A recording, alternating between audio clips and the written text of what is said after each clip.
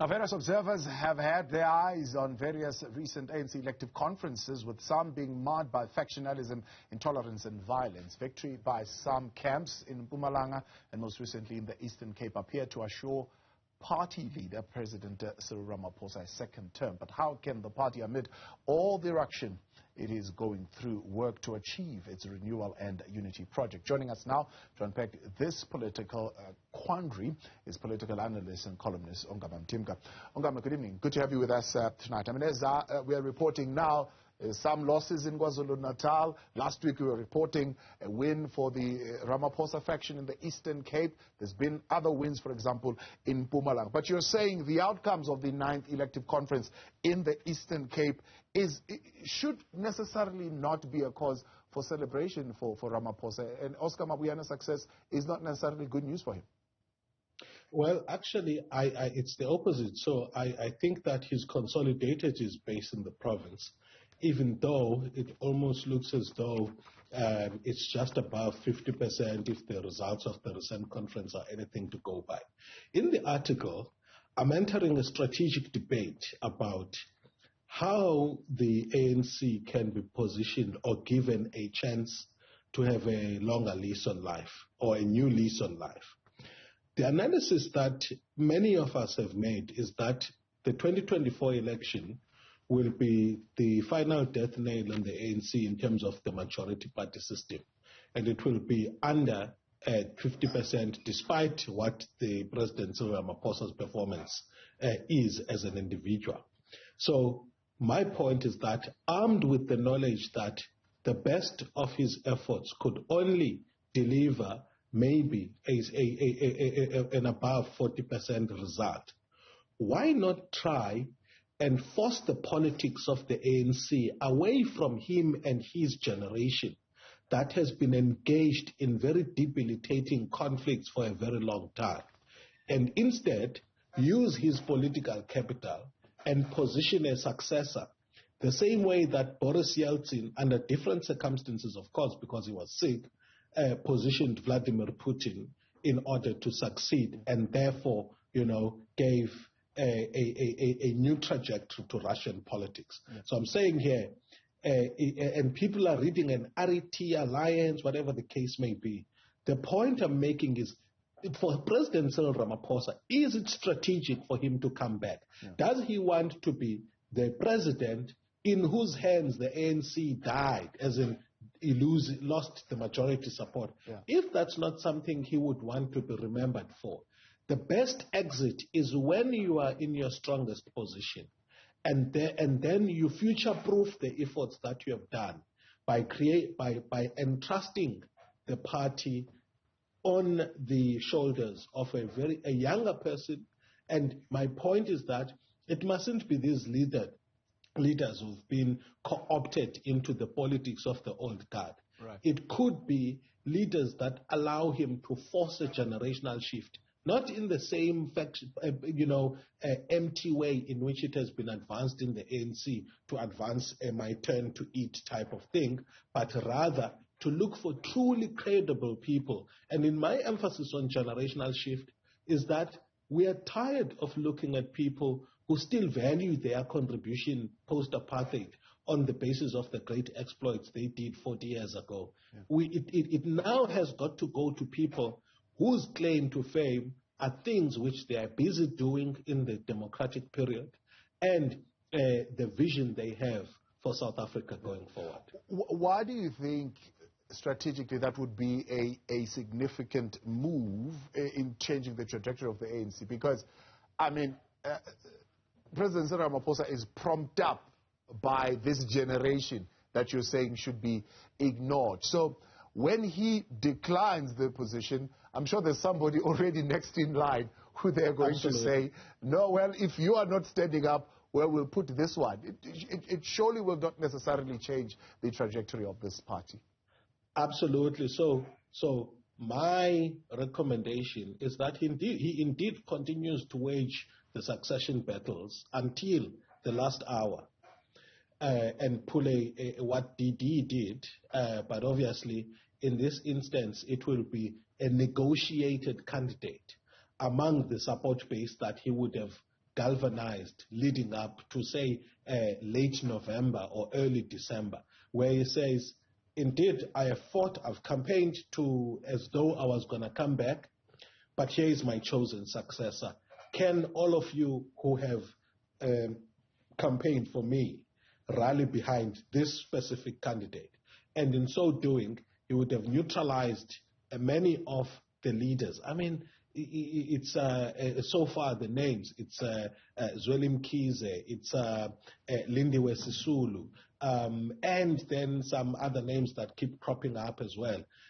And all of these people, in my view, are people who should be sitting at home and worried about how best to be grandparents, and not, be engaged in debilitating politics that are a lot more often about Cyril, can you lead me when I joined the struggle earlier than you? We don't want those kinds of people who still value their role in terms of when they joined the struggle. I see those people saying to you, these political analysts, you are expecting Ongama, the NSC, to break away with the internal processes of the ANC. These are internal processes of the ANC. This is how a leader is chosen in this party. It's somebody that needs to come from the grassroots, so they say, grown up in this organization. Now you're saying Cyril Ramaphosa must go and find somebody from outside. That is not the tradition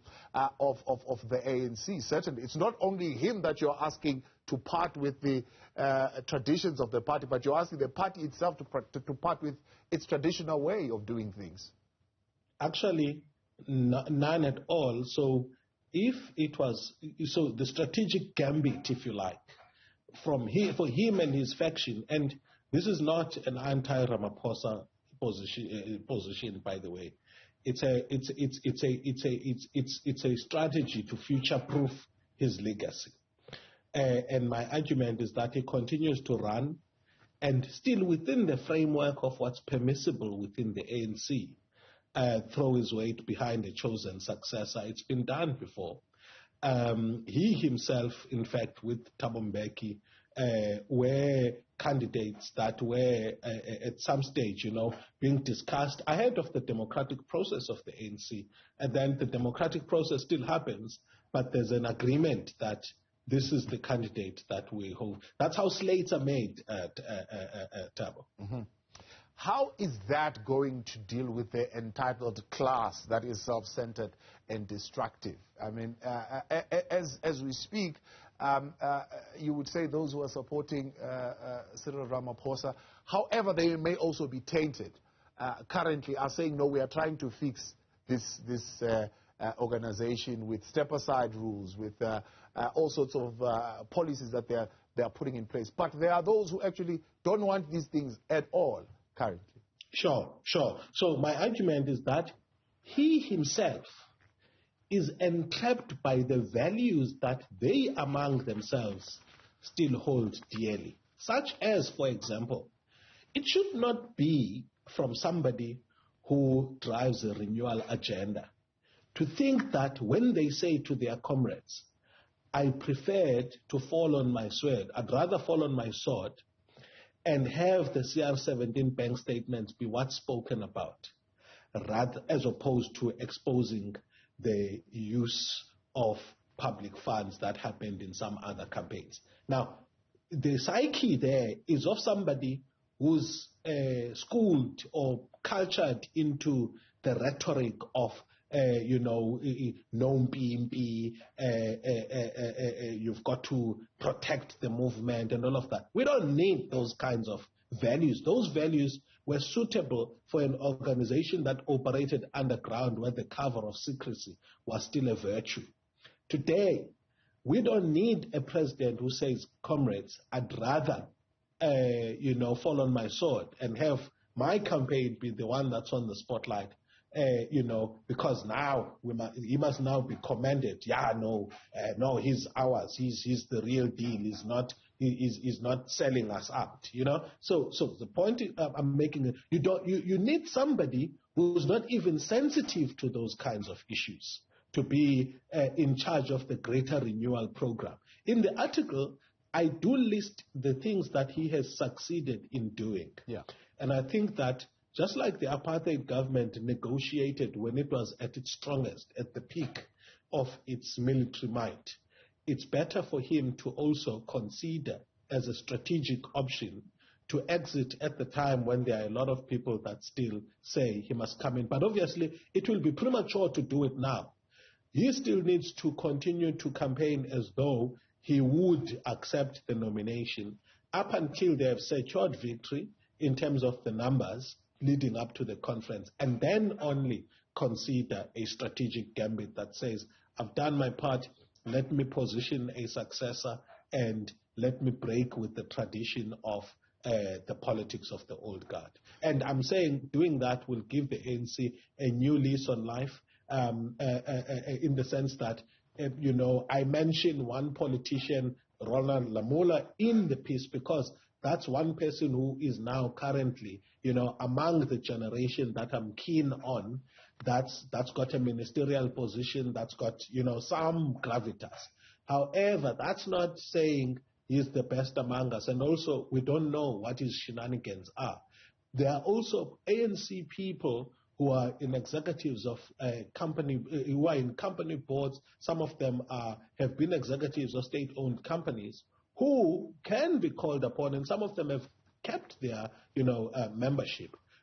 But they could not stand the dirty politics that's there, that's necessary for you to remain in active politics. So those people who are credible leaders could be roped in at the final hour if they wanted to give their party a new lease on life. Yeah. Are those who choose to legitimize themselves through the prism of the past willing to accept that what has happened in the party in the 90s, 2000s, 2010, 2020 has contributed to where this country is right now, the mess that No, that group is trapped in a siege mentality where everybody is out to get us and there's nothing about us. So they will write a political report and acknowledge problems.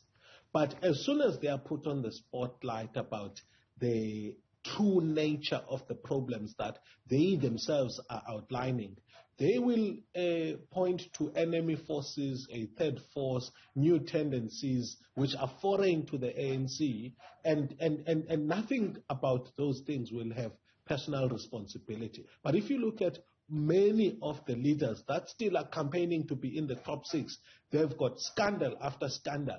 And those scandals are not things which they want to acknowledge as contributing factors to the demise of the party. They are going to blame the media, blame the analysts, and blame counter-revolutionary forces wherever they can be found. Notwithstanding that there are very documents on organizational renewal, the political reports actually, very often than not, point to the problems that beset the party. Yeah.